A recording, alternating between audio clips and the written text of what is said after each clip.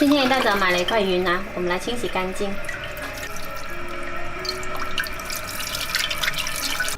洗干净了切成块，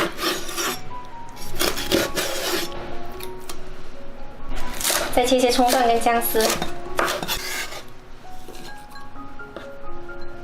加入2勺料酒，抓捏一下。抓捏好的姜葱水倒到鱼块里面，搅拌一下，腌制10分钟。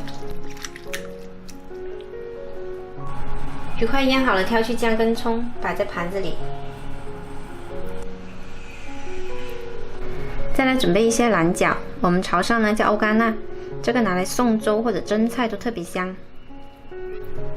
铺一些在鱼块上面，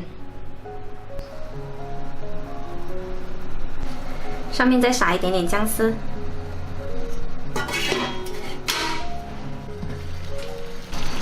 上锅大火蒸5到6分钟。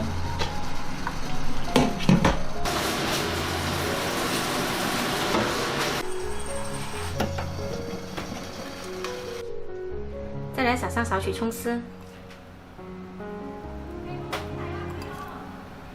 泼上少许热油，淋上少许蒸鱼豉油。